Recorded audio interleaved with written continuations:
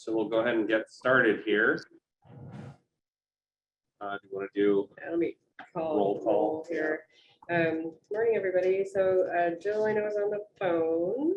I saw Marcy. Are you here, Marcy? Thought I saw her pop up earlier. She may be calling back in. Scott is here. Margaret is on. Tammy's on the phone. I see Lynn and Sarah. Good morning. Patrick, are you there? I don't see Patrick yet. And John. I don't see John yet, but it looks like we've got a quorum. okay? Start. And this is Matt Calzi. I'm on the phone as well. I didn't hear my name. I see you now. Thanks, Matt. Yeah, just a little. Well, Andrew. I didn't hear, Kara, if you had called my name, Tammy. Sorry, I'm here. I called Okay. Tammy. Want to Great. chat after the meeting? Thank you. Go ahead and do that. And I see you now, Marcy. Thanks. Good morning. All right, we've got a quorum ready to go. Okay, so first order here, we have review and approve minutes from the February 3rd meeting. And just so you know, we did get some additional small edits Last time I from. thought- Okay. Hang on just 1 second. I'm gonna mute that person. They were just small typos that Lynn, but they were not substantive changes. So we've got those from you, Lynn, and Brittany sent out a new version just late last night. So that's the version we're working on. That quoted phrases are not accurate quotes. But then I also, Okay. I don't know, we don't understand. I would entertain a motion to approve. This is Marcy. I move that we approve the February minutes of I'll 2023. second then. Okay, so we have a first and a second. Any discussion? All those in favor? Aye. Aye. Hi. Any opposed? And any abstaining? Yes, I'll abstain. I wasn't there. Okay. Yeah, and I see Patrick, you joined us too. This morning. So this is to vote on the minutes? Correct. Yes. Yeah, okay.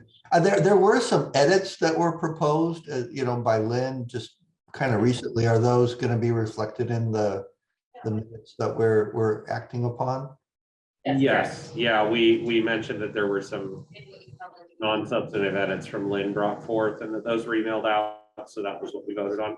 I think that's Tammy, not Lynn. Oh, okay. I I think think it's it was both. both. I had sent in a correction and then Lynn sent in her expertise items. I'm not Expertise in sure. there. I reviewed the minutes. I didn't see Lynn's. Did I miss them? They were all spelling and typographic issues. So Yeah. All right, well, I will vote aye, since in support of passing the minutes, since the changes will be reflected. We'll send out a final version after the meeting, so you all have it. Okay, great. So department updates, I see first thing, the Workers' Compensation Board case law updates, if any. I don't think the board has anything new from last time, since we're meeting so frequently. There's not gonna be a lot of updates. Same for the WCD rulemaking update.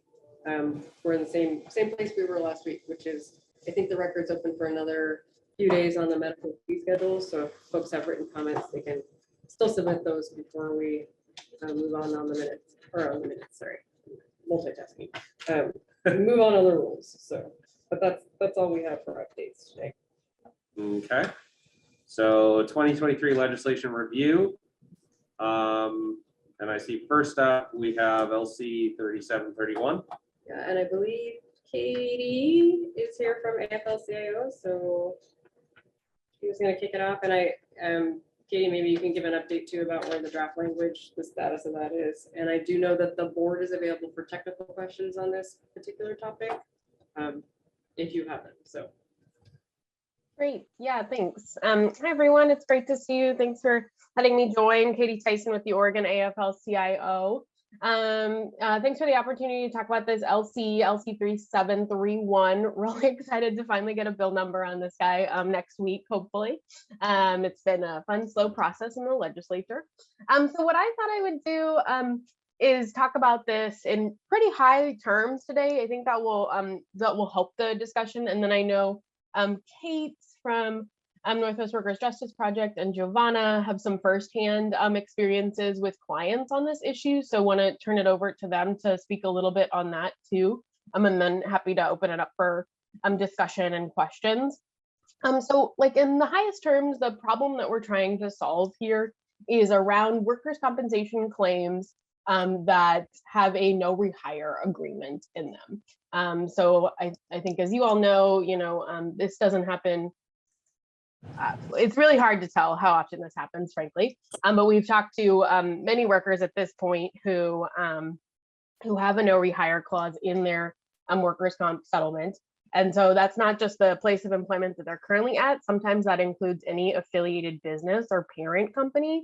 So in a lot of places, you're effectively shutting off a worker immediately from their current job and from a lot of future jobs that they could have. Just to settle their claim and to get their benefits.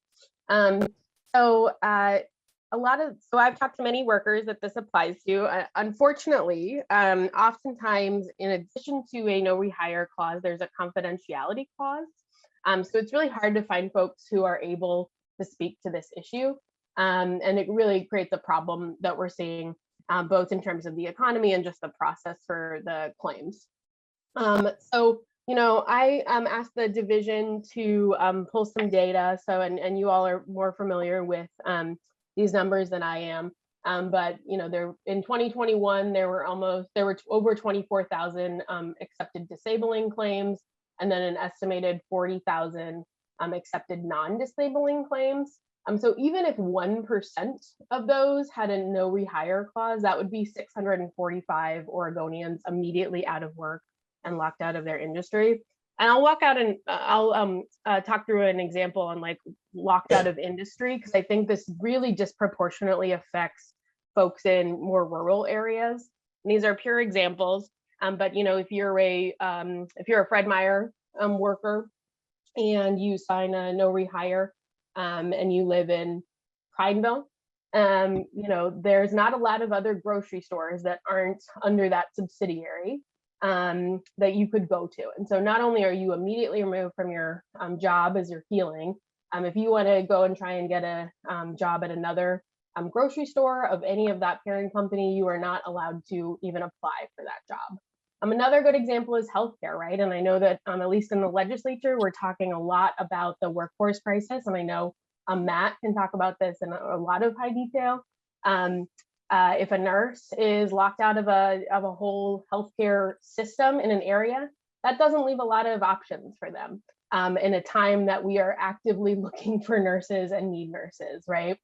So I think those are just some of the sort of examples that really help illustrate this as a pretty significant problem, even if we unfortunately don't have the exact data point on how many workers this applies to because of those confidentiality agreements. So I know you all are really focused on equity and the purpose of the workers' comp system to get folks back to work, and a no rehire really just runs counter to that, right? So that's kind of the problem. I will say, so the bill is pretty simple in that it says that workers' comp settlements cannot include a no rehire agreement that's brought forth by the employer. This language and this concept mirrors a bill that the Oregon AFL passed in 2019 on employment settlements around sexual harassment, discrimination, and sexual assault settlements. That does the exact same thing. It passed in 2019 with bipartisan support in the legislature that says only the worker can be the one to ask for that no rehire agreement. So this is sort of a concept that the legislature is pretty familiar with and has already passed in other places of employment law. So you all can look at the LC. I will just say I'm not a lawyer, so it sounds like a lot of some work needs to be done to get that language to exactly get to the point where it's going to do what we intend. So I would probably encourage us to not get too far in the weeds of the language at this point and look at the sort of hierarching intent of the bill, because we never want to pass a bill that doesn't have that intent in the language. So happy to work with all the workers' comp attorneys who are interested in getting that right. I won't put Karen, this is Sam Hutchison with the City of Portland's Fire Police Disability and Retirement. Sorry. No problem. I won't put, I think David or someone from SAFE is on, I won't put words in their mouth, but we are looking forward to the conversation on that language piece with SAFE to get this policy right. So with that, I will stop. Happy to answer questions. And as I said, Kate and Giovanna can, in more detail than I can, talk about the experience that workers have had on this issue specifically.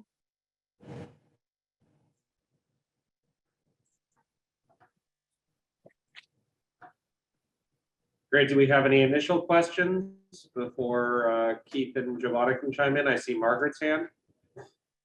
I can wait until after we've heard Kate and Giovanna. I think that'd be very helpful. I'd be happy to ask my questions after that, Scott. Okay, sounds good. So I see Giovanna or Kate, whomever would like to go first. You're welcome to kick off. Go for it, Giovanna. Okay, thank you, Kate. Giovanna Patrick, I represent injured workers in Portland. I am also co-chair of OTLA's Workers' Compensation section, and I'm supportive of this bill. I think it goes a long way in solving some real problems on the ground that workers have, and that, as Katie mentioned, goes against the policies of workers' comp and getting people back to work. So I can say, as a workers' compensation attorney, that it is a routine part of negotiations for the insurance companies, the employer's attorney, to mandate that if we're going to settle any part of a workers' compensation claim, no matter how serious or how minor, the person has to give up their right to work there. They call it a global settlement. This is a big problem. So, in my experience, there are certain employers who have a near blanket policy. They do not settle workers' compensation claims unless there is also an employment release. And this comes up across the board, major injuries, minor injuries. Even when there's no employment discrimination problems, no animosity between the employer and the employee. Even when the injury might be minor, and even when the worker has already returned to regular work with the employer at the time that this is requested. And as was mentioned before, we really see this in some key industries where we should not be preventing workers from going back to work in those industries. Some of these industries, based on the rural nature of the employer, or just the nature of the employment, the profession, is they have a near monopoly on employment, and they are preventing people who have the skills and the expertise from doing that employment. I see this very often in food production, especially in rural areas where food production, warehouse work, or conveyor belt sort of work is the only work that there is, especially for workers who are uneducated or don't have college degrees. We see this all the time in delivery or online retail production. See this all the time in grocery stores, healthcare workers. There are many big time employers who don't want a physical therapist or a janitor coming back to work for them when they've had a work injury, even if it was very minor and they're recovered. We see this a lot in education. I've had teachers who are asked to sign no rehire agreements so that they cannot go back to work in the entire district where they live and where they are a teacher. And so we're talking about a lot of frontline workers who are being kicked out of their employment because they want to settle their workers' compensation claim. There's oftentimes very legitimate reasons to settle a workers' compensation claim. And workers are in need of funds sometimes, especially workers with less power, people of color, people in lower wage jobs, people in rural areas. There's a lot of pain that goes in, financial pain that goes into having a workers' compensation claim. The timing is a long time. Some people just need to get out and have money, or they're going to be living on the streets. This is not an exaggeration. Every single month, I have handfuls, at least 5 clients a month tell me that they're going to be evicted and live on the streets if they don't get that wage loss check, if they don't get that settlement check on time. This is a reality of Oregonians, and these people are being forced not only out of their employment, but ever going back to being rehired by some of the major employers in their areas. And the workers without power are the ones who are being forced out even more. Another big problem that there is with these no rehires is that it dissuades other workers from filing claims. There's this atmosphere of fear, this understanding that people think, and workers are out there and they think that if they file a workers' compensation claim, if they go get an attorney to help them with the claim, they will not be allowed to come back to work. Why do they think this? Because they come into my office and they say, I just want to go back to work. I just want my employment. This isn't going to affect my employment, right? That I'm having you help me with this denial. People want to get back to work, and they believe that people are not returned to work after they're injured because they say, that's what I see. I see people get injured and they leave and they never come back. And so we've got this atmosphere and this situation that allows insurers to condition, workers' comp settlements on no rehire clauses. And then workers are out there saying, I see people leave and they never come back. I don't want to file a claim. I don't want to be one of that.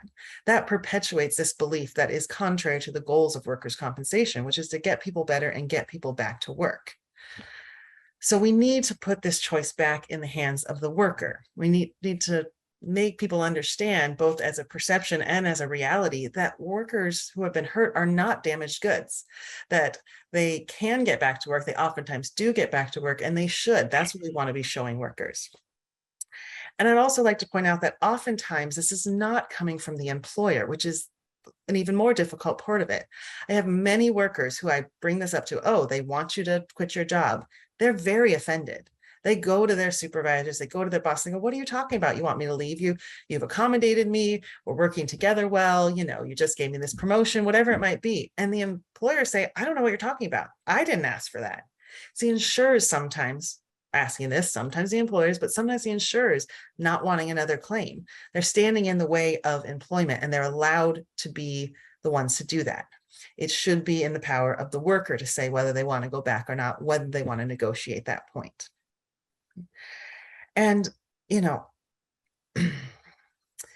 so this is all something that we should continue to talk about. As Katie said, I think there are some things that can be done with the language, but as a concept, this is really impeding workers, especially low power rural workers, from getting back to work after an accepted injury. And we should take steps to prevent that. Thank you. Great. Thank you, Giovanna. And I see Kate has come on camera as well. Hi, everyone. And thank you so much, Giovanna. That was a really excellent summary of the problem. I'm Kate Sussman. I'm an attorney at the Northwest Workers Justice Project. Nice to see you. I've been here in the past on some related issues around retaliation. So we don't do workers' comp law, but we see a ton of workers who are being retaliated against for invoking their rights under the system. So I thought I would just tell you a couple quick stories just from this week, actually, about the problem. So, and just to highlight a really important thing Giovanna said, this is an equity issue. The workers who are suffering right now are those that can least afford to. Almost all my clients are immigrant or Spanish-speaking workers, almost all are immigrants. So, workers do expect that retaliation will result from using the comp system. The workers, again, that I'm talking about are those that are in low wage jobs for the most part, and immigrant workers. We see it in maintenance work. The stories I'm going to mention now are a maintenance worker, food canning worker, and a mill worker. So just to stress that when the workers are signing these agreements, they're not, this is an important part too, that they're saying you can't work for this company, our partners, our subsidiaries, our partnerships, our successors, and you're giving up all your claims, everything. You're giving up everything, including the right to go back to work there. So the first story I heard about yesterday, and a worker called us We're pretty well known in the Spanish speaking community in Oregon. So we're thankful for that we can be there for workers who have questions.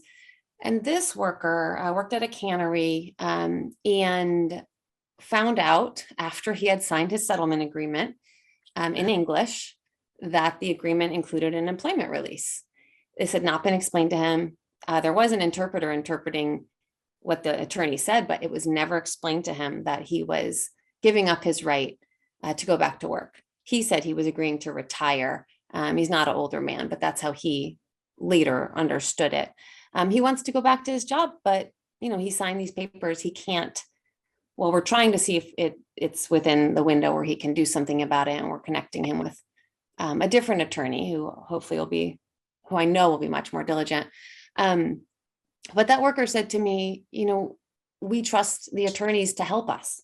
And this attorney tricked me. That's another angle in addition to the sort of policies that require quitting, which, Giovanna talked about. There's also a problem with some workers' attorneys who are forcing and pushing them to accept these terms that really aren't in their interest. And I spoke to a different workers' comp attorney who told a similar story about a worker who had returned to her job. Her employer had injury, a different job there in a more administrative position. She was super happy. The employer was super happy. And the attorney for the comp, the defense attorney, was saying she needed to quit. And the workers' attorney is going to fight that and not let that happen, which, is also a waste of resources. The case could settle if not for that employer insisting on the no rehire. And then the last story, again, from this week, I got a call from an attorney I know who I've worked with, I'm still working with on another case. And he said, I'm just calling to make sure there are no employment law claims here because I need to get a global settlement. And the comp attorney said I should call you. And I said, I don't know if there are employment law claims. I haven't reviewed that case yet. And he said, well, I think it'll be okay. I don't think she's really injured anyway. And I don't think she wants to go back. Well, I happen to know that worker because I'm working on a different case with her. And I know she is injured and she does want to go back. So the good thing about that story is that the workers' comp attorney knows I need to have someone else review this who's an employment lawyer who can assess if there's any retaliation going on and assess if there are other claims. There's one more story I want to mention and then I'll wrap up. And this is a case that settled in June of last year. Boley actually was prosecuting this case for my client, which is the first time in 6-7 years I've been filing claims like this, that Boley's prosecuted one.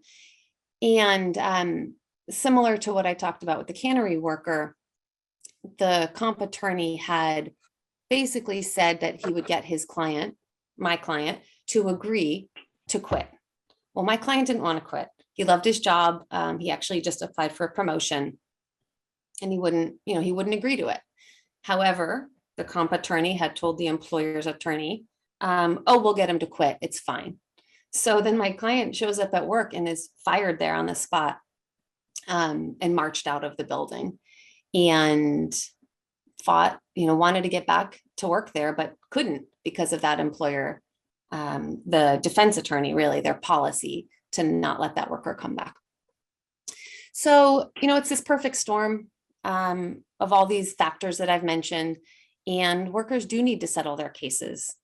So, there in one of those stories I told you, the attorney actually put the check on the table and said, the money's there, you need to take it. And my client said, I don't want to give up my job. He said, well, then we're going to have to fight for a long time. He said, okay, but I'll end there. I do want to flag that I'm concerned about enforcement. If this becomes law, we need to think seriously about how to enforce it. Okay, thanks for listening. Thank you. So I know Margaret, I think, wanted to ask a couple of questions. I did see Sarah's hand up after that as well. You're muted, Margaret. I'm doing that. Thank you. First off, I want to thank Giovanna and Kate for the bringing this to light, not only for as we discuss this issue, but also on our work plan is that MLAC has adopted, we want to explore the issues of worker retaliation after workers have filed a claim. So this is like a good introduction for us. Thank you. Katie, as you anticipated in the last sentence, I am interested in how your thoughts about how this might be enforced, especially since, as you know, workers, all settlement claims, whether they're disputed claim settlements or claim disposition agreements, have to be approved by the Workers' Compensation Board or by an administrative law judge. I'm wondering if you have thought about whether or not you anticipate the board being involved in the enforcing this. And if so, if you have thought about draft language of how that might occur, or if you could kind of walk us through how you would see this working, boots on the ground. Was that for me, Margaret? Katie? For any of all three of you, I guess. I'm assuming, Katie, that you would want to answer it, but Yeah, I'm happy to maybe start, but Kate, please jump in. Yeah, thanks for that question, Margaret. I really appreciate it. I think an enforcement question is a really good one. And I think that will be part of the getting the language right discussion that the workers' compensation attorneys, I think, will generally lead.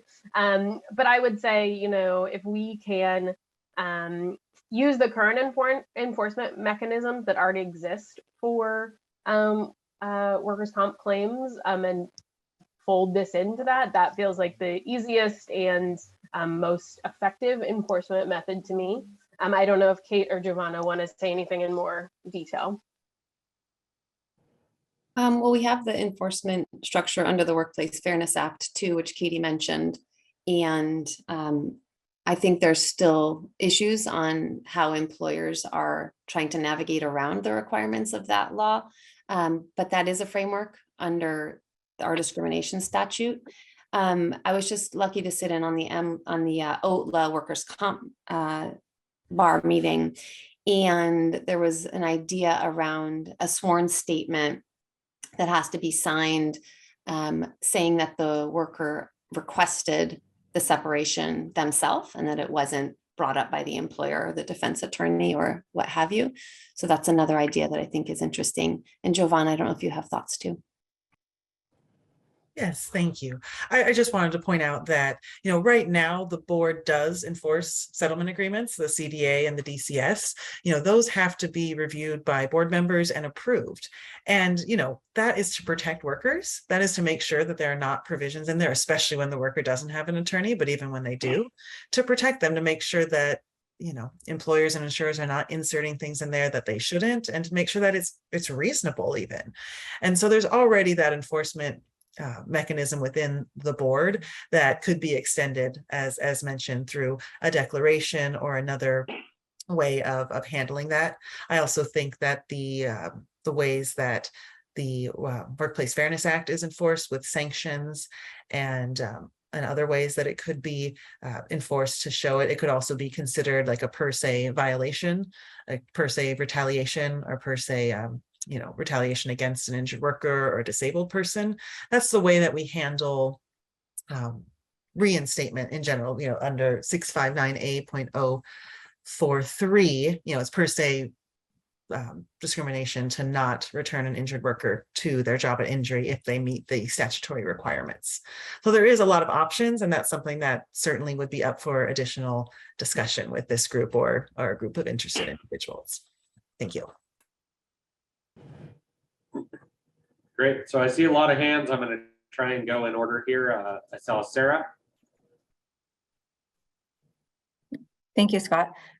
Kate, again, like Margaret stated, I appreciate you bringing up the retaliation that is on our work plan. And I think it is an extreme priority on our work plan, one of the top. So we intend to address that, and getting the introduction to that is helpful. My question is, can you help me understand the significance of the problem? in data. I appreciate the anecdotal stories, but understanding the significance of the problem would be helpful. And that's to anyone who can address that. Thank you. Yeah, thanks, Sarah. And I will be honest with you and say that I would like more data on this too. Just like I would have liked more data on how often this was occurring in discrimination and harassment settlements. But oftentimes, because of that coupled confidentiality agreement, it is really hard to get that data.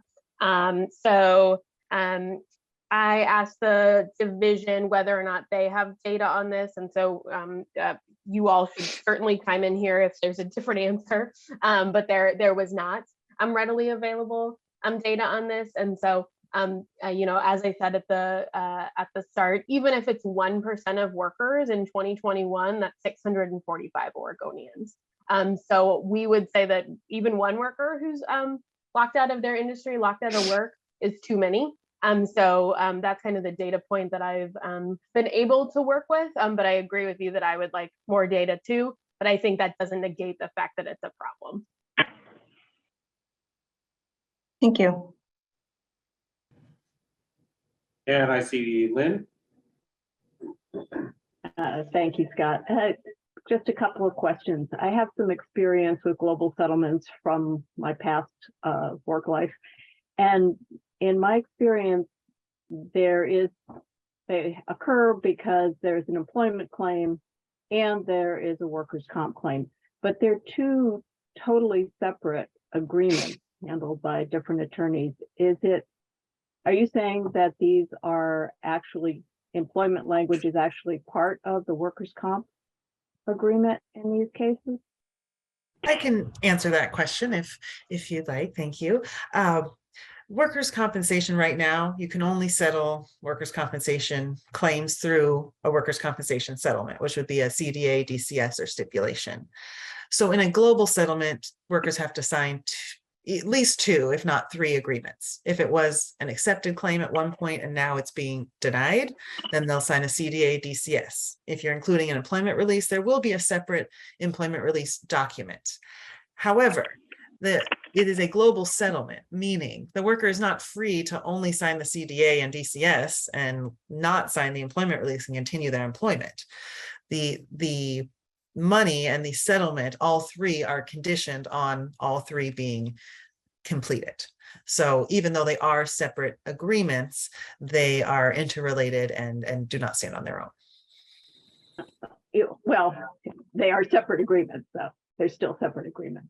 They are 2 written agreements. And in my practice, I insist that the employment agreement states that it is void if the workers' compensation agreements are not approved, because of course, workers' compensation agreements are not final until approved. But I can tell you, you know, it has happened twice in my entire experience, and that we have been able to separate the agreements and say, you know, I know you guys want an employment release, but we're not going to sign that. We're just going to do workers' comp. If we do that, almost always, like I said, 2 times, they've said, okay, fine.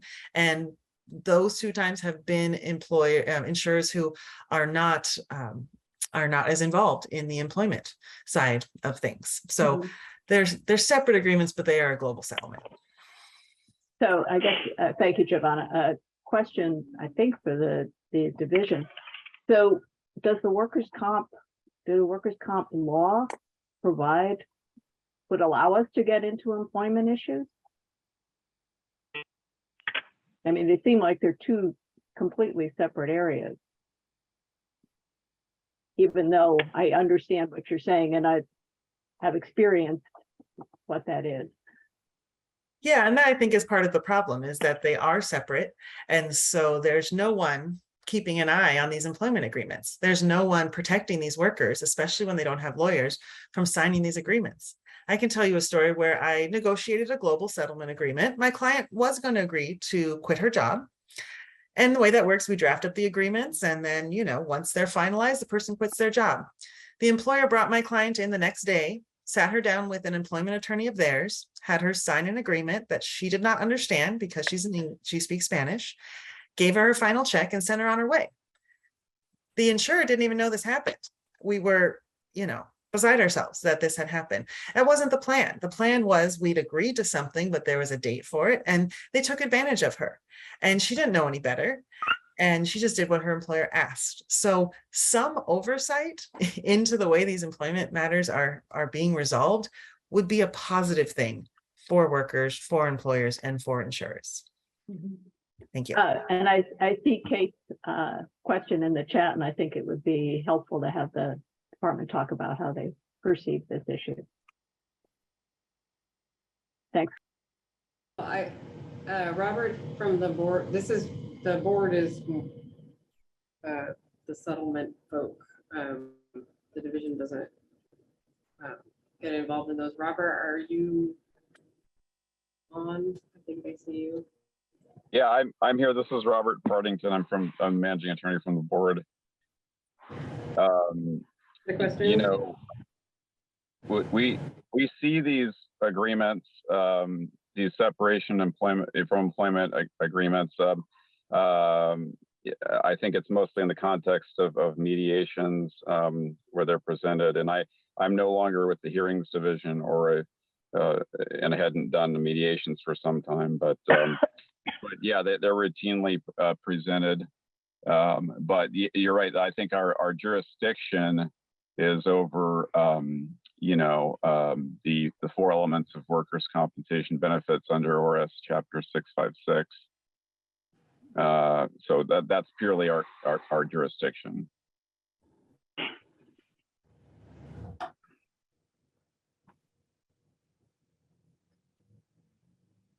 Does that answer your question, Lynn? Or was there a little more that you'd like on that?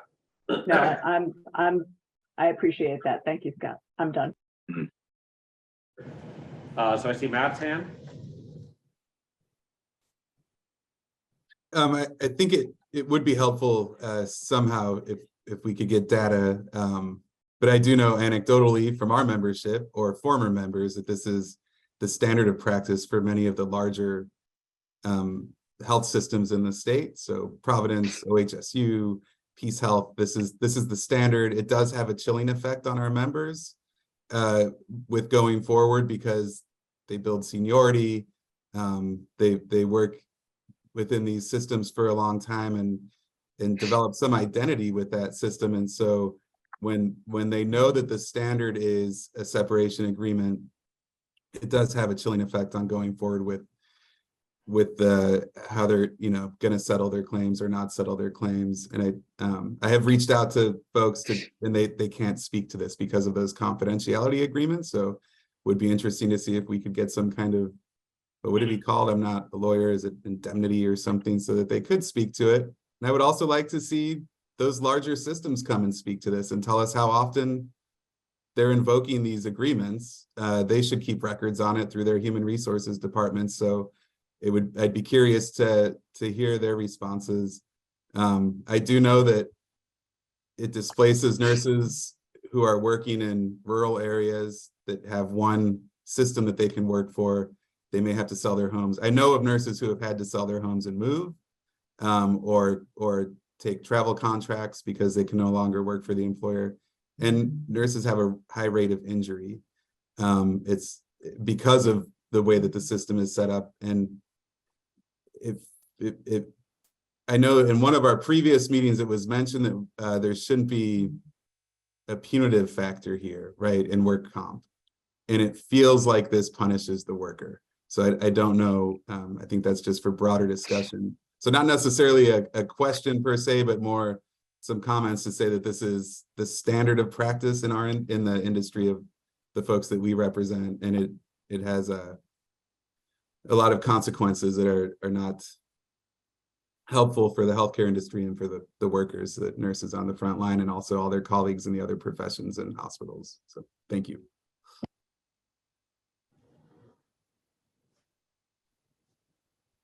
Thank you. I see we still have several more hands up. Ryan. Hi, thank you guys. Thanks for letting me speak. I really appreciate it. My name is Ryan Hearn. I'm the Workers' Compensation Manager at Roseburg Forest Products. I just wanted to make a few comments here. Typically when we see settlements like this that include a termination agreement, we're usually evaluating these settlements because there is a compensability dispute, right? That the employer doesn't think that the injury occurred at work, or there's medical findings showing that, you know, this may be degenerative finding. And this is a way that the employer and employee can kind of come together and resolve that issue. I think the employment release comes into effect because employers are concerned that if we settle with these workers and they continue to work for us, they're going to look at that as a form of piggy bank, right? Essentially, they can come up with fraudulent injuries and then just get a payout right at the end, but still keep their employment. So I think there's a lot of concern, you know, for that, and that's why those employment releases are in effect. Furthermore, you know, the worker can always turn down settlement if they're not interested, and we can go through the kind of court process and the hearing process and see that at the end. You know, this is an avenue for the worker and the employer just to separate ways and to go their own ways. And then also, you know, whenever we're evaluating a settlement that has an employment release, we always take that employment release as value, right? We don't just we increase our settlement value based on that employment release. So that's just another factor of employers' kind of point of view. I just wanted to share with you guys. So thanks. I think that is extraordinarily insightful. Thank you. Tammy? Hi, yes. Let's see if I do unmute this. How bad is I guess that's not too bad.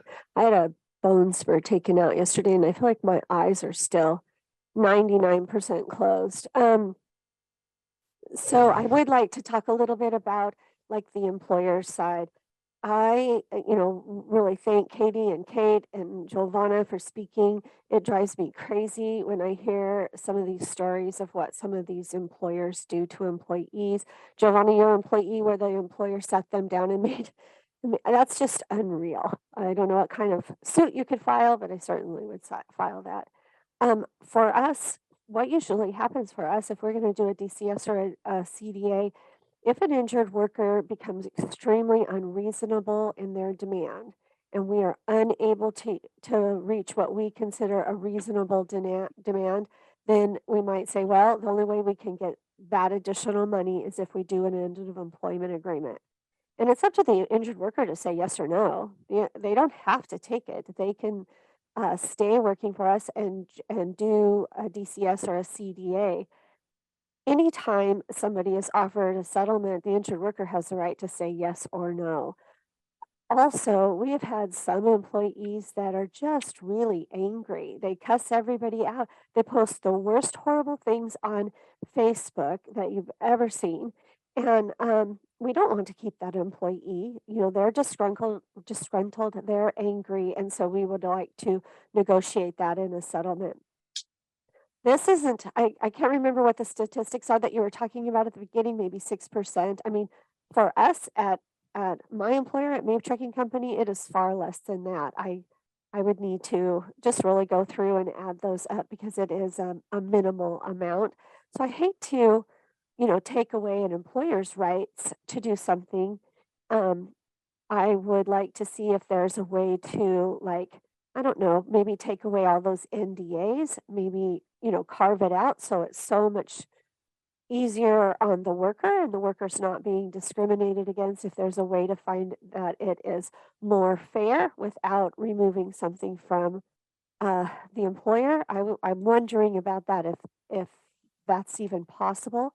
And then my very last question is probably for Giovanna. We were talking about like the two attorneys are talking and negotiating. So only claimant's attorney can bring up to the defense attorney, even though none of the clients are in the room. It's just you two talking. The defense attorney can't even say, well, we'll come up that additional money for an end of employment agreement. They can't even bring that up and say that under this new rule. Is that correct? Well, as I read thank you, Tammy, Ms. Giovanna. I mean, as I read the rule as it's written, yes, the worker has to bring it forward, just as it is with the Workplace Fairness Act with regard to, you know, sexual harassment and other discriminatory practices, that the worker, either themselves or through their counsel, need to be the one to initiate that conversation.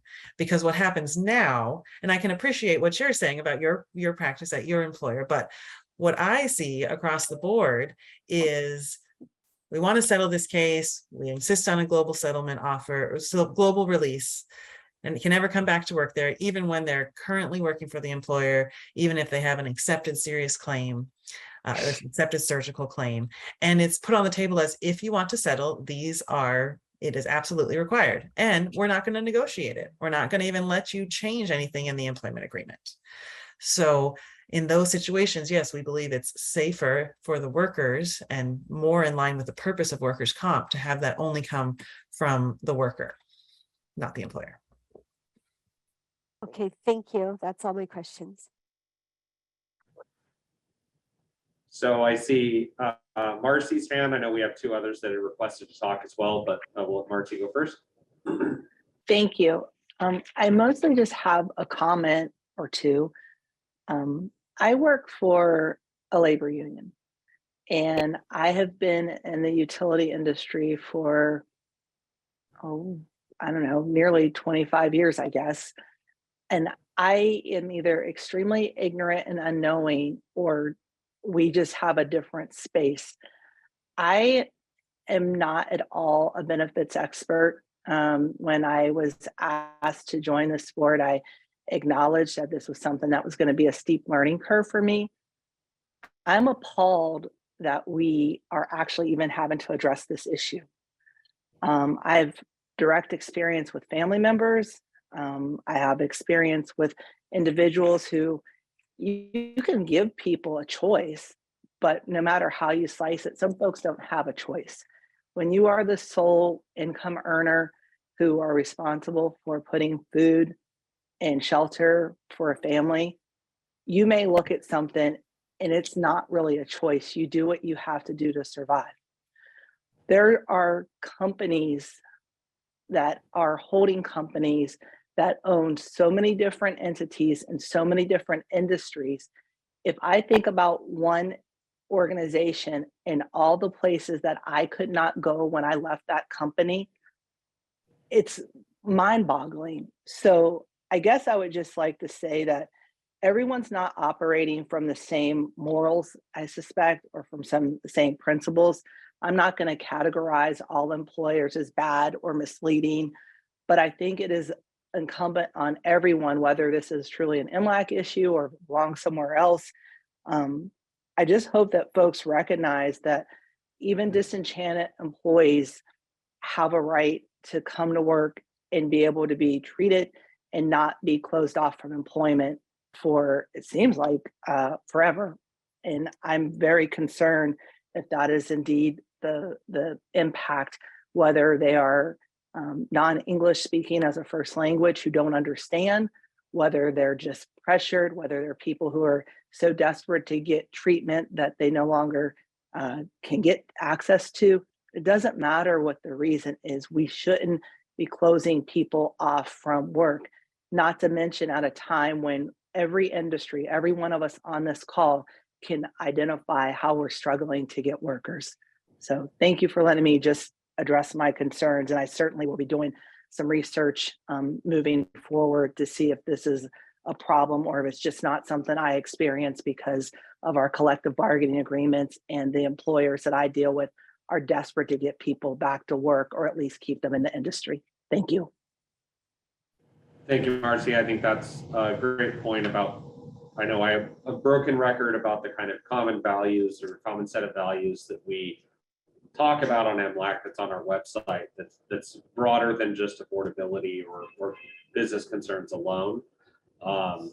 Concerns of balance and fairness, adequacy of benefits, affordability, stability and flexibility and efficiency. And I have some serious concerns as well about if we have worker retraining funds and that's a part of this process, how that would be, other benefits that are included would be sort of undermined by these practices. So I think that's a great point.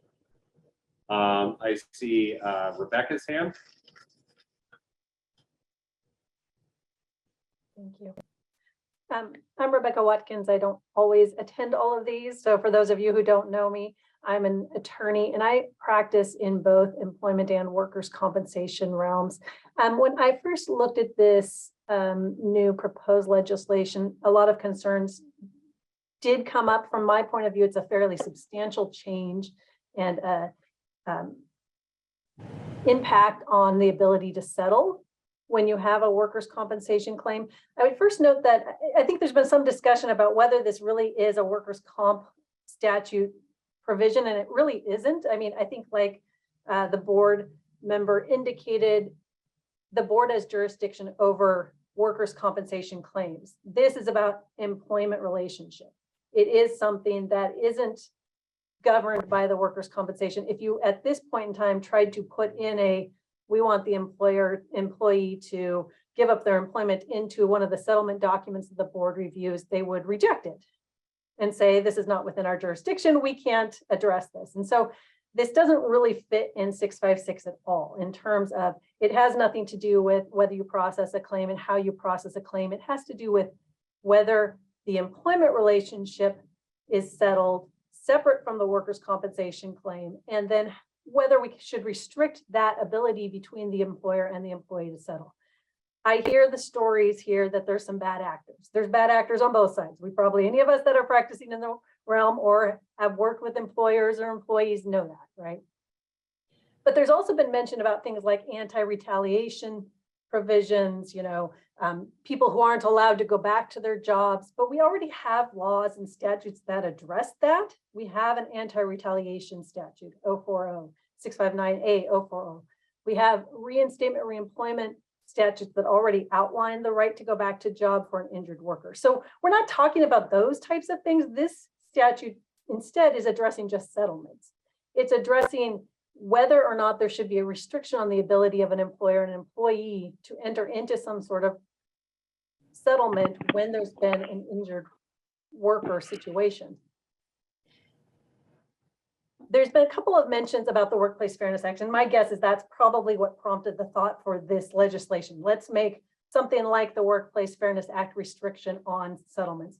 Now, I want to note that it's a lot broader than the Workplace Fairness Act restriction. So if you look at the Workplace Fairness Act, it restricts the ability to include certain clauses like a no rehire, which is mentioned in this law, in settlements when an individual who's complaining that they've been the subject of harassment or discrimination that falls under the Workplace Fairness Act enters into some sort of agreement, severance, settlement with their employer.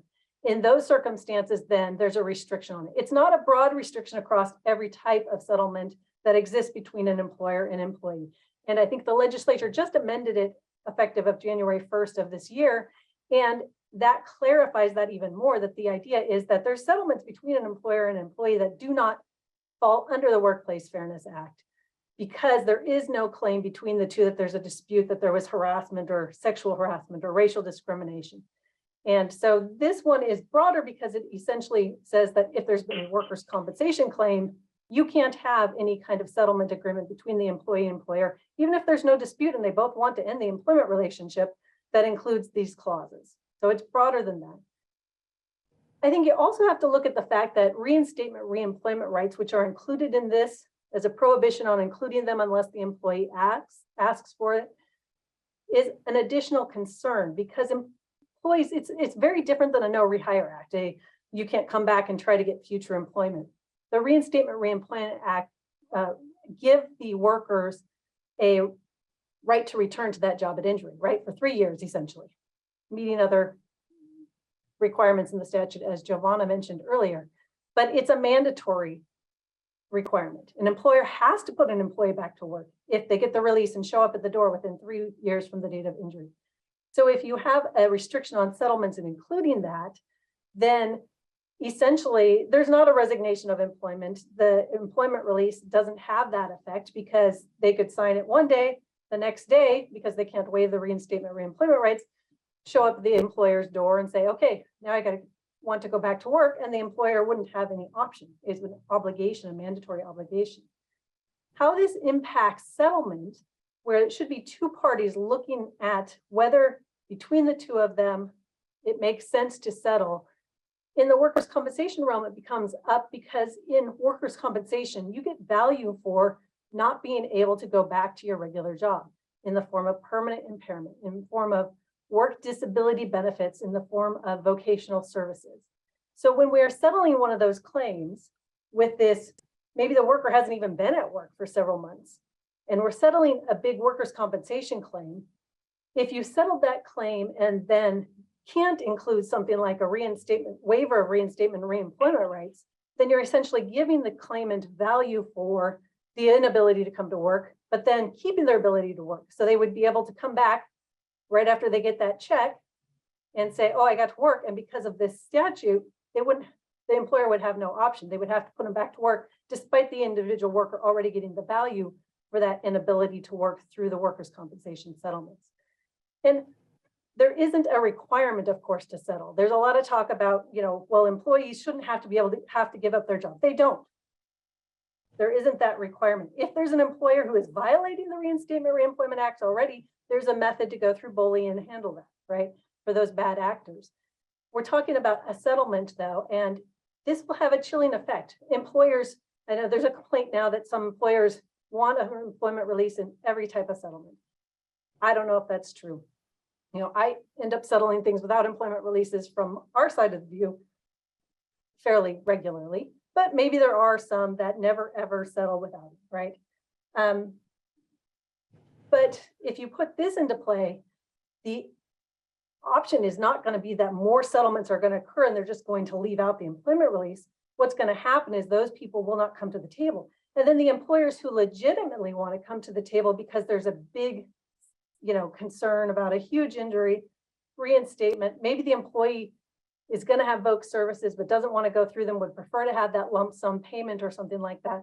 Well, if you say that the employer can't waive the reinstatement reemployment rights, there's not going to be the option for the settlement. So you're going to have a chilling effect on those settlements, perhaps in those situations where workers would want it most, when there's that inability to return to work anyway. So I think you have to look at it from both sides. And remember that we're talking about settlement, not your entitlement to workers' compensation benefits or your entitlement to reinstatement or reemployment, because those are existing. This is an issue between who wants to settle and who doesn't want to settle. And I know there's that caveat that the employee can ask for it, right? I've worked with some of this under the Workplace Fairness Act already. And the reality is it's not a very practical thing because employees don't know that they have to ask for it. Attorneys may not even know that they need to ask for it. And they might say, well, why would we ask for that? As people have expressed here, why should my worker have to give up a job at all? But not understanding that that might, in some situations, mean there won't be any settlement discussions at all, because if the employee's gone with a significant injury and there's already some concerns about whether they'd ever be able to come back to work, the employer may want and need that release of the reinstatement or reemployment rights, or else they're not going to put the value on work disability and such in a settlement. So I think all those different parts have to be somewhat considered when we look at this statute. And like I said, I think we start from the beginning. It's not a workers' compensation statute. It belongs outside of the ORS 656 anyways. And those are my concerns with this law. And so thank you for letting me come and talk today. Thank you. Do we have any questions? I see Patrick's hand. Thank you, Scott. This is Patrick Priest, the management co-chair.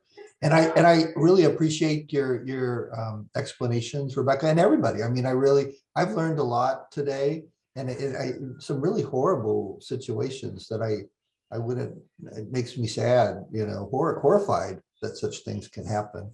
But we sit on MLAC, and it's a workers' compensation committee. And I think, one of the core things is I struggled a little bit of figuring out how it related to workers' compensation and those very complicated laws.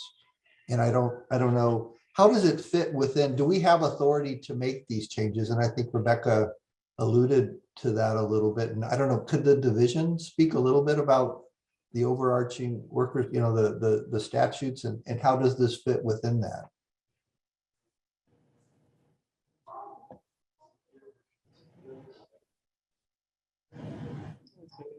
Sally's coming. I think we have Sally here in person who's going to come speak to that. Thank you for the question, Patrick. Sally Cohen, Administrator of the Workers' Compensation Division. I don't really have a whole lot to offer. I would say that the workplace practices that are governed out of 656, the division would not have any jurisdiction over these things. We have jurisdiction over matters concerning workers' compensation claim processing in Chapter 656, but not outside of that. And the settlement provisions for settling workers' compensation claims, as Mr. Partington mentioned a moment ago, are within the Workers' Compensation Board's jurisdiction, not the Workers' Compensation Division. So. Does that answer your question, Patrick? I think so. It's, employment law sounds like it might be the one thing more complicated than workers' compensation law. And I think that there are other whole sets of rules related to it. And so I can't solve all problems. I can just listen and hear, our role on MLAC. And I just want to make sure we're doing the right things within the workers' compensation set of laws. There was a grand compromise and laws that were put into place. I don't want to disrupt things. And make sure it's done correctly.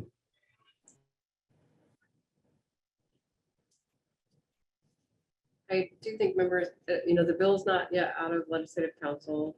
I think the draft, Katie, you can speak to this, but I think the draft originally said that this was going to be placed in Chapter 656. So though it isn't there now, that it could end up there. So there may be some benefit to having the actual bill draft language, so we can kind of see where everything lands in the conversation.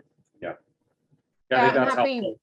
helpful. The bill will drop with this language just by virtue of the fact of legislative deadlines. So that, just to be really clear there, that does not mean that we are not open to changing the language. I think Elsie put it in the statute where it did for a pretty specific reason, but I am so happy to have that conversation with them. Great, thank you. I know that we also had, I think Benjamin Debney signed up to testify. I don't know if I see someone coming off or coming on camera there. Yes. Hello. Thank you very much. Let me get to my notes, please. My name is Benjamin Debney. I'm an attorney at Wallace, Clorman, Capener, and Bishop. I represent employers and have been doing workers' comp for 15 or 20 years, somewhere in there. And speaking of the timeline, I'll start right in with, as a technical matter, I do respectfully disagree with legislative counsel for putting this in 656. I worked at legislative counsel during the 1999 session, so I have a little background in where those things do go there. So I respectfully disagree. And for the points previously made, the board doesn't have jurisdiction over employment law, employment relations issues. And if it's in 656, that implies that the board and or the division have jurisdiction over those issues, which they don't. So just setting that aside, I write that right off the top. I'd like to note, I second what Ms.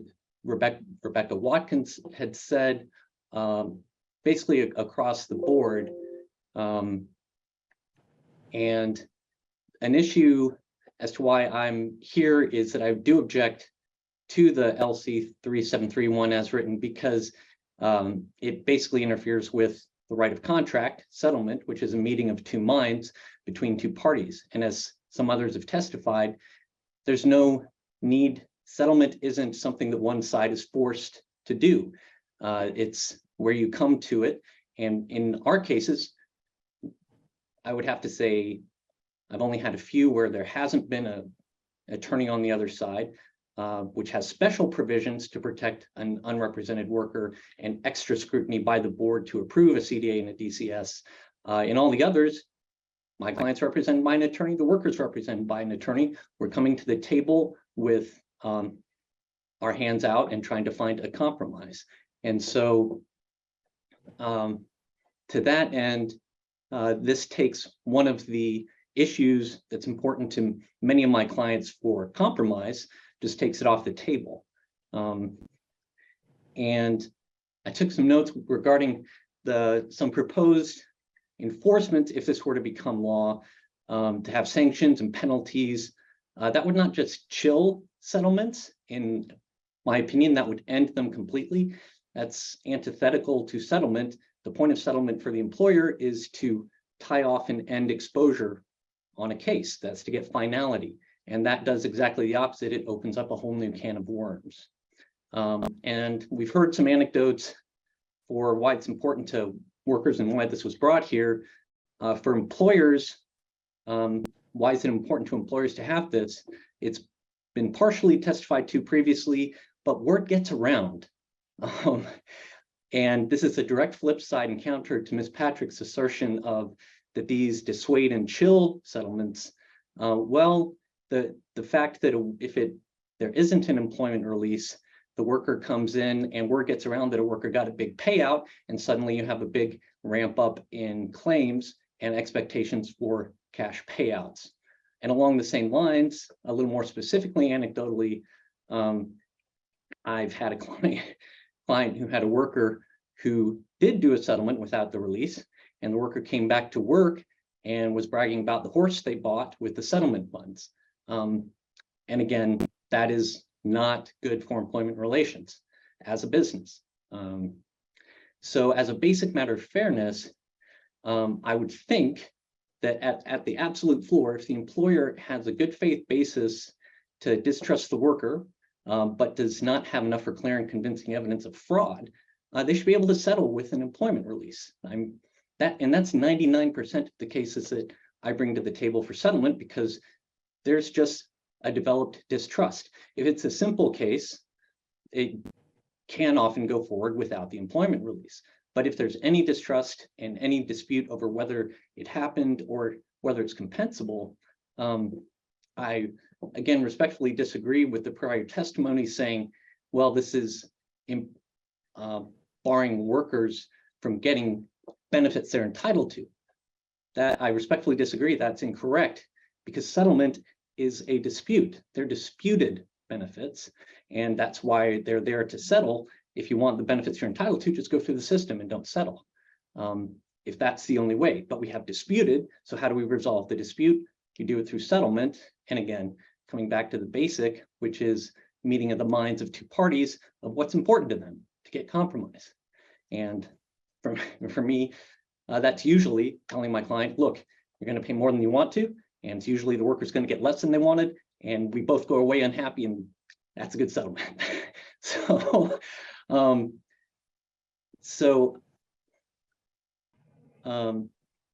And I also took a note with regard to comparing the Workplace Fairness Act to this. It's been generally covered, but again, there's no assertion of malfeasance or anything by the employer here. So it's not punitive for the worker and the employer parting ways. This is part of what is a highly motivating factor for an employer to settle a claim, which is basically as simple as finality. How do you get finality? The employment release really helps that. And another, just again, the anecdotes, just to give a flavor of it, with a distrust between an employer and an employee, I had a claim not too long ago where we did settle, but part of that settlement was because we had a photograph of the worker holding a steel head, but the worker was on time loss for that shoulder and in wet waders. So I think the employer should, in that situation, have an absolute right to part. Does it rise to the very stringent standard of clear and convincing evidence for fraud? Hard to say, but to settle, they shouldn't have to have that. They should have a good faith basis, which again is most of the claims we have with regard to was it compensable? That's a reasonable dispute between reasonable people. And so I believe those are most of my notes. Thank you for your time. For these reasons, I object to LC 3731. Thank you. Any questions, please? Do you have any questions for Mr. Debney? I see a couple hands raised. I interested again in kind of the overall common set of values that we share. I find it, I understand that the worker may be represented by an attorney, but I find it very, very hard to classify this as a situation where parties are in equal bargaining power. So I've heard that from a couple different folks speaking against this issue, and I would love more data or evidence to show that an injured worker, especially with a language barrier and other difficulties, is in a similar position to an employer, especially kind of be, you know, as has been raised, you know, a major groceries chain in a small town or something like that. So I find that a little hard to buy, but I respect that it's your right to testify about that. I see Giovanna's hand and Keith's hand. So Giovanna. Yes, thank you. So yes, that's what I was going to start with, which is that, you know, these are not two sophisticated parties who have the same amount of power and the same amount of ability to say no. If the employer decides not to go forward with a settlement, their insurance might have to pay their attorney to fight a claim, and they're probably going to fight it even harder and more aggressively after we say no to a settlement, because that's what they are hired to do. But you know, the employer can keep going. The employer can put food on their family's table. The employer can pay their bills. The worker is not in the same position. The worker may not be required to enter into a settlement agreement, but what about a worker who's got $20,000, $30,000 in disputed bills? What about a worker who's borrowed money from every single one of their family members in order to get by while their claim was denied? A worker who's worked there for 20 years is the only thing they've ever done. You know, we are not in equal bargaining power, even if both people have attorneys. Also, you know, a lot of what defense counsel was saying was that this is going to create, you know, a situation where we can never settle any cases. The sky is falling. Well, let's be clear. This law went into effect for employment cases in 2019, and I'm assuming that the sky didn't fall and that employment cases still get settled. What happens is that there's actual value to that. There's value to this person's job. And what's happening now is that no value is being assigned. Employers are mandating, either through their insurance company or themselves, that you can't settle any workers' comp case. I don't care if you stubbed a toe or you had a back surgery. You can't settle it unless, you know, this is the door. You have to give up your job.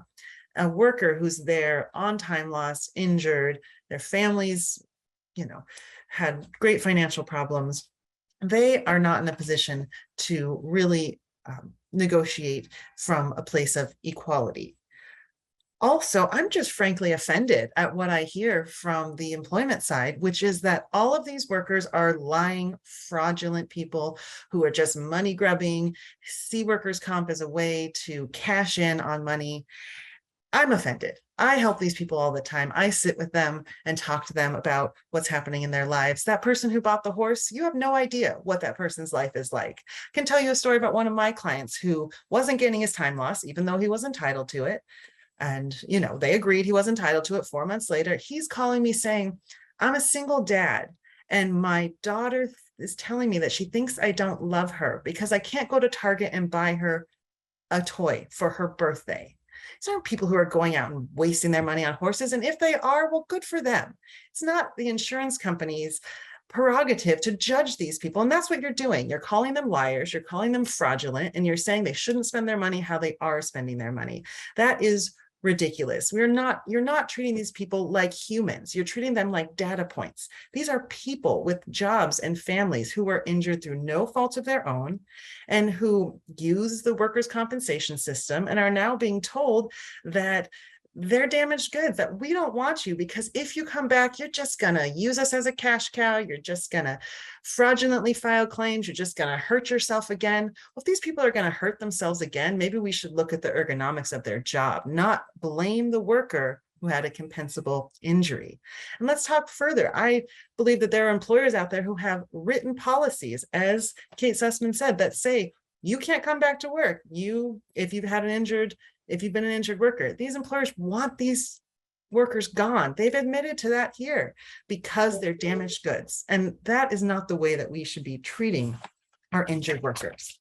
We are not asking to take employment releases or no rehire clauses off the table, as Ms. Watkins said was what was going to happen. They're not off the table. We're saying that we need to give some of that power back to the workers because this negotiating process is so uneven right now. Giving that power back to the workers, actually assigning value to it and talking about value to it is what needs to happen here. Can I make a comment in response to that? I am finished, but I believe that that Keith Semple was online next. I think it's appropriate though to have a business response to some of the things you just said, but I'll be happy to wait for Keith. I think it's yeah, I think Keith is next, and then Kirsten, and then Tammy. Thank you. Keith Semple with Oregon Trial Lawyers Association. I mean, for me, I guess this conversation has kind of provided a lot of data for me about how injured workers are viewed and why these agreements are so sought after by employers. And, you know, Giovanna pretty much summed it all up very eloquently. But yeah, I'm also, I mean, I guess I'm offended, but I'm not surprised about what I'm hearing, because we all know that the reason that these agreements are sought after is because workers are viewed as damaged goods and also viewed as fraudulent and, you know, looking to score points off the system. I'm sure there's probably some individuals out there that are less than savory, but it seems to me like that would provide a basis for termination regardless of any separation agreement. You know, what we're concerned about is where employers who, you know, maybe the only game in town, very large employers, forcing this in every workers' comp settlement. You know, it's really the unequal bargaining power is really important, a really important point, because on the one hand, you could say, well, okay, if the worker doesn't want to settle their comp claim with this provision, well, then just don't settle the comp claim. Well, the worker might not be able to take a 50-50 chance or a 60-40 chance when they've got bills hanging over their head and they're indebted in the course of a claim. The insurer can take that loss and spread it around to, you know, all of the other claims that it's handling. You know, that's the whole point of insurance, is to pool risk.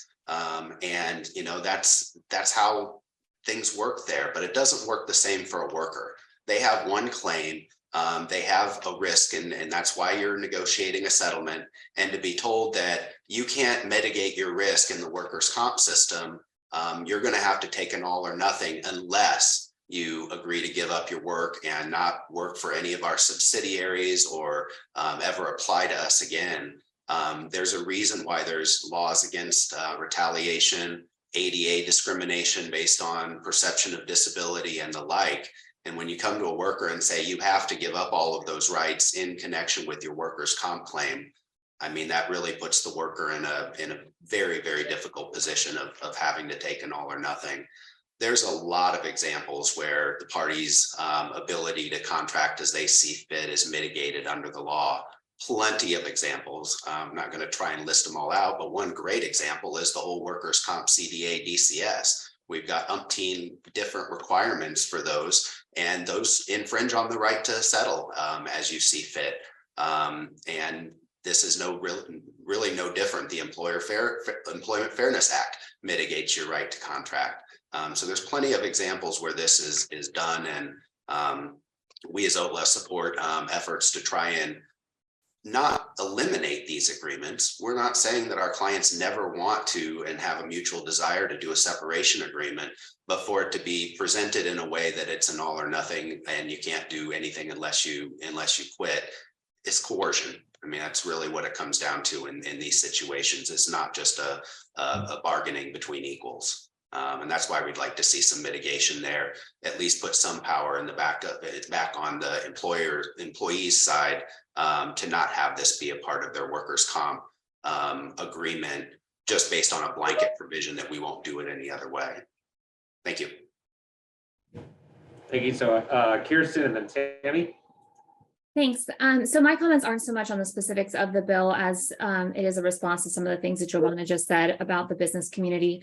I think there have been plenty of times in this committee where employers have been called, bad actors and been disparaged, and we've never called the other side liars in response to that. So I think that some of those comments, I mean, there are plenty of anecdotal things that are brought from the other side. And I think that the ability for our side to be able to bring anecdotal comments is, I don't see why it's appropriate for one side and not the other. The other piece is I think that we're losing track of all of the things that this committee and the management side has worked on in the past for employees and their benefits and trying to find a solution. So I think saying that we don't care and that we're heartless and that we're lying about situations is not appropriate in this forum. So I just wanted to bring that forward for some of the things that I was hearing. I'm not an expert on these settlement agreements or anything, so I'm not jumping in the fray on that. I just had a lot of problems with what was just said about the business community and where we are, because I think saying that we don't care about our employees when I'm in the boardroom with our members, and I know that they care deeply about their employees. So I just wanted to call that out. Well, Ms. Adams, I just want to be clear that I did not call employers liars. What I said was that the comments I was hearing from employers and their representatives is that they believe that the workers are liars. They believe that the workers are fraudulently filing claims and that the workers are using the workers' compensation system as a cash cow. I never said that employers here today were lying to us here today. But by saying that you think that our view of what's happening is a certain way and you don't see it that way, you're essentially calling us liars by that. At least that's how I interpreted it. So if the question is, if the employers are saying that all workers who come back are lying about their claims, then yes, I think that's a lie. And I don't think that that was what was said. I think it was said that there are some. Neither do I, and nor did I say that that was what was said. All I'm saying is that multiple people came up here and said that workers commit fraud. Workers come back to work and are disgruntled. They will realize when they come back to work that they can use that as a cash reason to file another fraudulent claim. And what I'm saying is I'm offended that that is the thought process, that workers as in general are trying to be fraudulent in the system. That offends me. That opinion that was expressed from employment and insurance folks here today on this call. Thank you, Giovanna and Kirsten. I see Tammy's hand. Yeah, it's kind of hard to know where even to go with that. I don't know if you are referring to something that I said, because we care about our workers very, very much. And so that is quite offensive to me. I don't want to get off track. I want to make sure that this system is fair for injured workers and fair for employers. And I don't want to get off track with what this issue is. This issue is not whether or not we can still do end of employment termination agreements. It is whether or not the employer side, whether it be an employer attorney or the employer talking with the injured worker, if they can bring it up first. It has to come up first from the other side. And I want to understand why that would be required if you have two attorneys that specialize in workers' comp negotiating a settlement. If you have a defense attorney and a claimant's attorney in the room together, just the two of them, what does it matter which one brings it up or doesn't bring it up? I can understand if you wanted this rule to say employers are no longer allowed to bring it up with the injured workers, that only their legal representative, the attorney, can bring it up with the other attorney. That's my thing that's just not making any sense to me.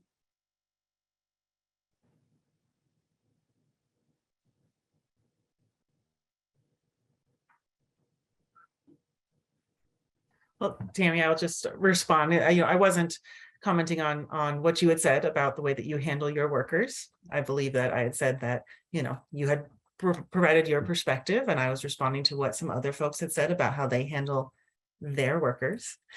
So there's that piece. But again, perhaps, Tammy, your workers are sophisticated folks. Perhaps they're educated folks. Perhaps they speak English. Perhaps they have options on where to go for their work. Most of my workers don't. Most of my workers are low income, Spanish speaking, some of them undocumented, and they have much less power and choice. So even if they have an attorney, as Keith mentioned, if you have an injured worker who's got tons of medical bills, they've been out of work for 6 months, they're about to lose their apartment. I had someone happen who had a newborn and this happened to them. They don't have the power to say, I can wait a year for a decision, or I can take a 50-50 chance and go to litigation. They don't have the power to do that. Employers can take the chance and workers cannot. So allowing employers to dictate the terms of something so important like return to work and no rehire is where the problem is. And that's the problem that we've set out. Thank you. So, and I see Tammy and Lynn's hands up. Tammy, I think you're on mute currently. And if we can. Oh yeah, I was just going to follow up with Giovanna's response to me. So if the employer is not allowed to talk, settlement with that employee, but my attorney can talk to your attorney and those attorneys can work out a deal. And that attorney, the injured worker's attorney who's protecting them, I don't understand what it matters. What should the two attorneys bring it up? I can understand not allowing the employer to bring it up with the employee, but I don't understand why my attorney can't talk to you. You're an attorney. That's the piece that I'm having a lot of trouble with. Okay, I'll just lower my hand and whether my client is represented or not does not change their personal situation that will make them decide to settle. Like, whether they're with me or whether they're alone, an employer saying you can only settle your workers' compensation claim if you give up your job, that worker has to make that decision for themselves. Because if they decide not to do it, it's not like I'm going to be paying their rent until a month or a year later when they get their time loss benefits. So they're the ones that make that decision. And employers, insurers, attorney coming to me as a claimant's attorney and saying, we will not settle your client's case unless they give up your job is a power disequilibrium between the parties, even if there's not a power disequilibrium between the attorneys. I see Lynn's hand. Thanks, Scott. So I understand what's being said, and I'm just wondering aloud in this case, is if this language is really going to solve that problem.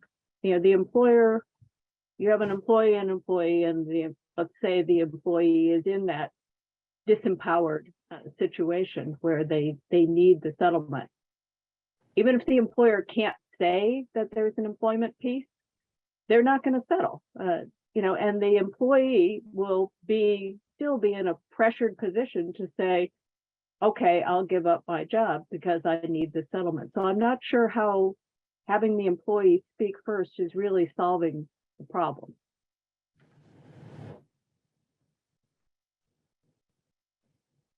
I'm happy to weigh in here, but Kate, you should as well. I know your hand is up. And apologies to Kate, I do see your hand now, but Katie, go ahead. Yeah, so I think this is really an effort to say we don't necessarily want to take away this ability completely. I think hear your concerns, but again, I think we've talked a lot about the power differentials here. And so this again mimics the language that's already been passed by the legislature that does the exact same thing, that says that only the worker can be the one to ask for it, because they might not want to ever work there again.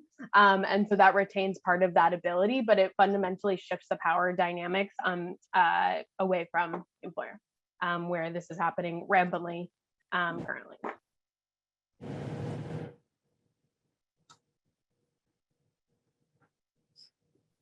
Okay, I'll jump in, Scott, if that's okay. I just also wanted to add in response to Lynn's good question. And Tammy, I think you brought this up too. There's another power dynamic, which is very real. And I think most of us can understand, which is the attorney to their client. And when you have an attorney saying, this is the best you're going to get, take it or leave it, that is not real choice. So I'm going to push for more as we negotiate this, where it's not just the the defense attorney, but it's also the worker's attorney who I think should be sanctioned if they are acting in bad faith and forcing this on a worker. So I guess just one question for the folks here who have not understood why we need this.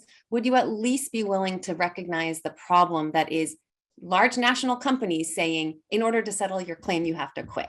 Like, I haven't even heard a recognition of that.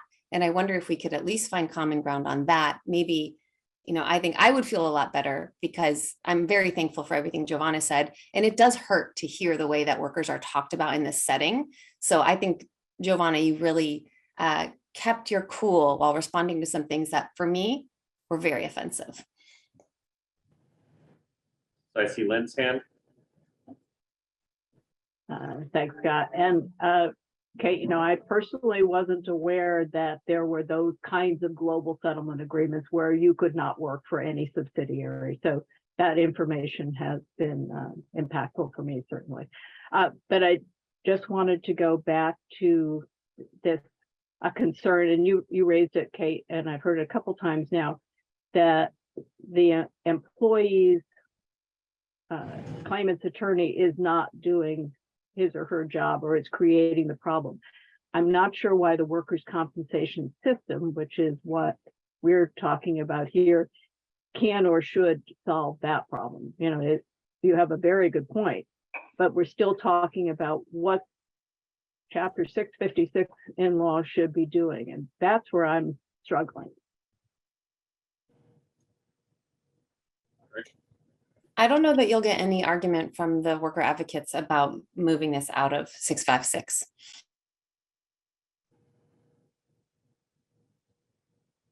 I see Sarah's hand. Just a point, Scott, thank you. If we're moving it out of 656, should we even continue the discussion? And that I feel like we've had a very thorough discussion. I know we have a few things on our agenda to cover additionally, and we're sort of winding down on time. So I would maybe say we could put a pin in this until we get some more information, and could kind of continue discussion later.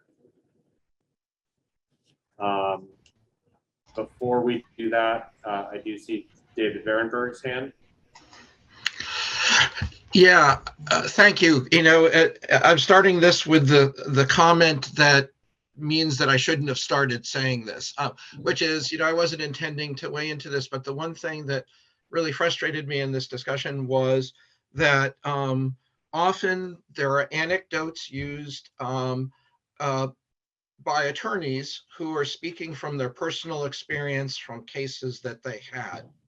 And I think we take that for what it's worth. It's an individual attorney with an individual case. And the problem that I have is when people then take what is said about an individual case and use that to cast a shadow that that's how everything works and that's how every employer works, that's how every employee is, I think is absolutely inappropriate. And it changes the discussion from being one of civil discourse on policy to casting aspersions, which is something I think we've gotten beyond. So I think people can present what it is that their experience is, but then to go further and say that all employers or all employees or people to take it that way is inappropriate. And I know that in the heat of the moment, sometimes things are, go beyond what they are, but I just am adding a voice to, a little bit of civility and to taking anecdotal stories as anecdotal stories. Thank you, David. I appreciate that. I think folks that are pretty frustrated that there has been a very serious issue identified that kind of undermines a lot of how workers' comp is intended to function. And it seems like there's been an argument over how widespread the problem is, not really a recognition of there being a problem.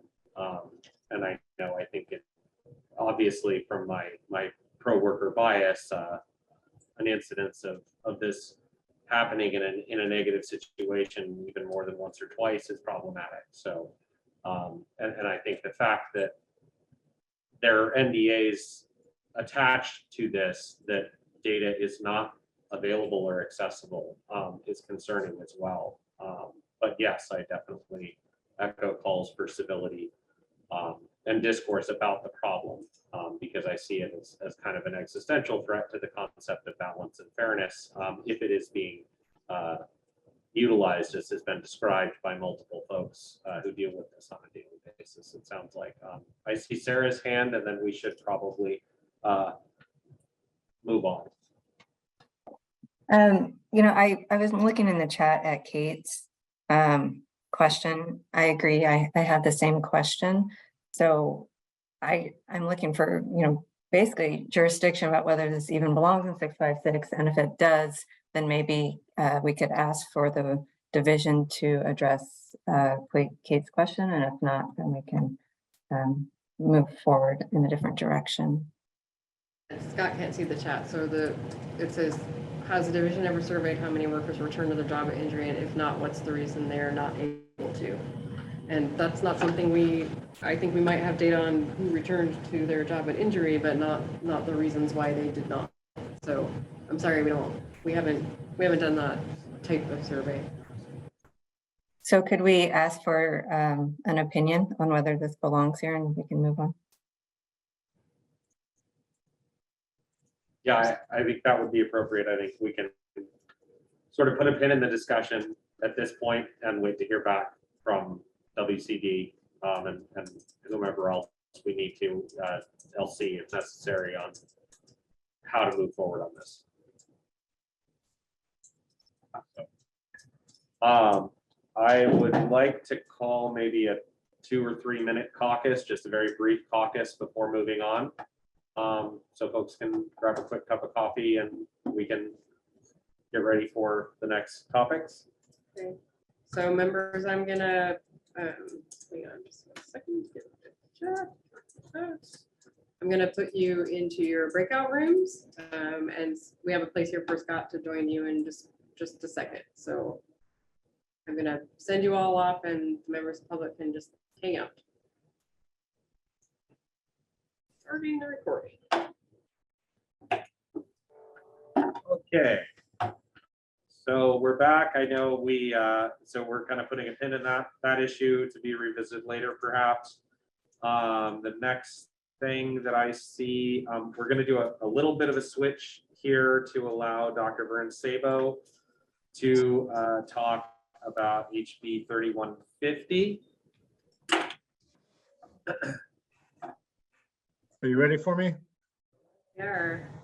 And Dr. All right. Sabo, Brittany has your slides queued up to show, so you just need to let her when to change the slides. Okay, thank you. Again, House Bill 3150 is about Oregonians that have been injured at their place of work and getting them high quality, effective care, especially when it comes to low back, mid back, neck type of injuries, which is what we chiropractors specialize in. And currently, not all, but many are getting substandard care. And I showed you some of the Google reviews where they cite the type of treatment they got. Of the 28 reviews, 24 that I showed were 1-star reviews, all with the same kind of description of their care. Interestingly, the other occupational medical clinic here in town has scrubbed all of the patient reviews off their webpage. Again, I nor my colleagues need workers' comp cases in our practices. This is about doing the right thing for injured workers. And again, the overwhelming evidence that Dr. Rosner showed that when it comes to low back, mid back, neck type of injuries, when we are managing those cases, the cost savings are significant and with improved outcomes. Now, last time, Safe Corporation Representative Dave Barenberg made a couple of comments that I want to respond to in just a little bit. One was about chiropractors being one of the major cost drivers, which prompted some of the workers' comp reforms. It was a huge piece of legislation, and I want to comment on how that's a mischaracterization. I'll show the SAFE 1988 outcomes study. The other thing is no limitation of chiropractic care, no limitation on prescriptions, and I'll explain why that's simply not happening, because the great majority of medical docs don't take workers' comp cases. So what I'm showing here with these slides, tempting to show, is on the federal level, Congress is vehemently against discrimination against chiropractic physicians or any other healthcare provider practicing within their scope of license in their particular state. Next slide, please. Or do I control it? So she's advanced it. She's advancing it? Yes, correct. So in 2012, the Oregon legislature inserted the same non-discrimination language from the Accountable Care Act, Section 2706, which I should backtrack, that states that insurers and health plans cannot discriminate against any healthcare provider practicing within their scope of license as it relates to participation, coverage, and reimbursement. The Oregon legislature inserted that same provider non-discrimination language so that Oregon's new coordinated care organizations, CCOs, could not discriminate against chiropractic physicians or any other healthcare provider practicing within their scope. Next slide. In 2015, the legislature inserted that same language into Oregon state law in House Bill 2468 and applied to commercial health insurers and health plans. Following that, I don't have a slide of it. There was a administrative rule that was also generated, prompted by the governor's office, that stated that specifically that if a covered health benefit is within a scope of license of a chiropractic physician to provide chiropractic medicine, and we provide that service, they have to reimburse us for it. They can't say, well, generally we just don't pay chiropractors for that intervention. Next slide, please. So relative to Dave Barenberg's comments regarding cost driver, chiropractic being a cost driver, this is the in-house data mining that SAFE produced in 1988. And what was told in the mainstream media repeatedly was that chiropractic treatment was twice as expensive as medical care within the workers' comp system. And they used the figure of $256 to see a medical physician, but to see a chiropractor was $706. What was not said was that if you think about it, when it comes to low back, mid back, neck injuries, the medical physician, PCPs, back then we called them family docs or family or general practitioners, perform no hands-on treatment. They don't do any spinal manipulation or deep tissue work. This is for an evaluation EM code, and they usually do one of two things, usually both. That is to write a prescription for medications and a prescription for a trial course of physical therapy, usually both. Well, back in 1988, SAFE studies showed that the average for physical therapy was 550, for medications was 200, for x-rays was 200. Their true total was right around 1,200 versus our 706, because we are a one-stop shop. We take our own films, we do our own physiotherapies, it's within our scope, we provide it every single day. As I say, we take and read our own x-rays. So we were actually, the truth of the matter is we were actually on case average, $500 cheaper. And yes, we had our outliers, we had our knuckleheads on the high end and the low end, but the average was 706. So that was a mischaracterization of facts back then. Next slide, please. So currently, I got this from DCBS, and that's awful small. Is there any way you can enlarge that a little bit, please? Not sure we can, Dr. Sable. Well, we'll see. We also did send the members a copy of your slides, so they have Okay, them. thank you. So currently, you can see that. Actually, I need you to reverse it back, because I need to see the right-hand side is what I wanted to show. So yeah, thank you. So if you look at chiropractic, the totals, we represent about 2% of the cost currently. This is 2016 to 2020. If you look up at physical medicine rehab, the great majority of that is physical therapy, which we include in our services.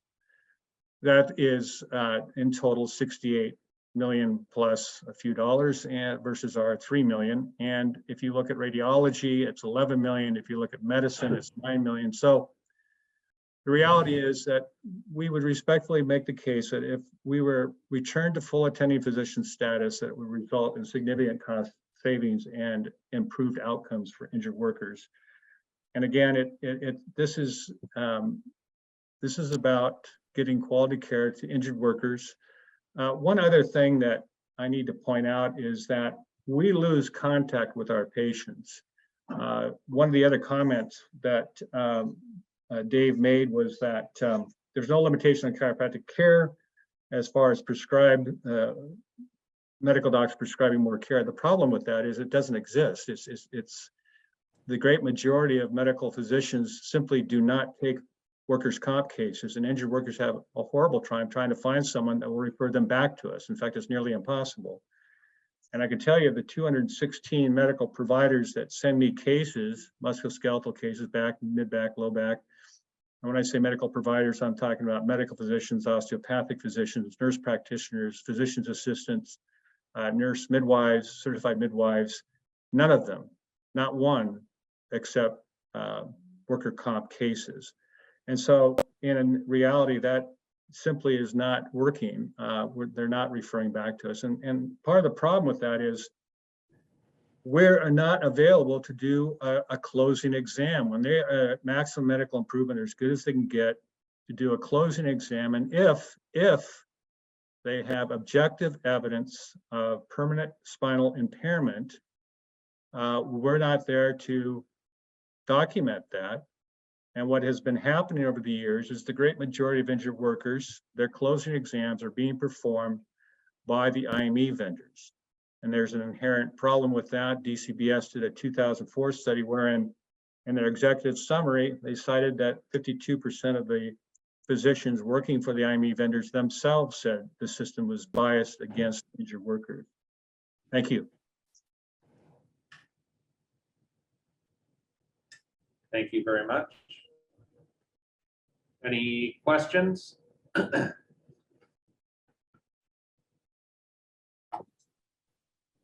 Seeing none. I know next up, I believe, is an update on SB 214. Yeah, Mr. Chair, members, this is a very quick update. We're still working through the feedback from the trial lawyers, so we'll be coming back to you soon. And then Senate Bill 418, which was just a status update on your agenda. Joe Basler apologizes. He had to jump off for another meeting. He just wanted me to quickly, they're working on amendments. They've requested an amendment.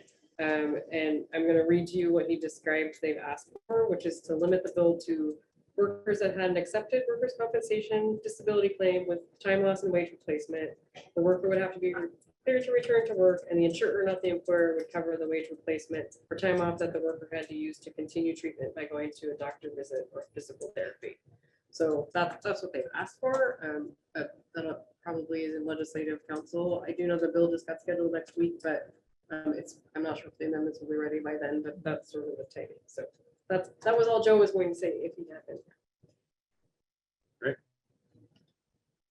Thank you so much. I know that we are over time at this point. I want to thank everyone for your patience and participation. I think we've had some heartfelt and heated at times discussion, but glad that we have a forum to get all that out and know that we all have had our voice heard. So I appreciate that, and thank everyone for your time, and look forward to our next meeting, March 3rd.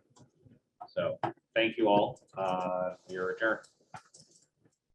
Thank you, everyone. Goodbye.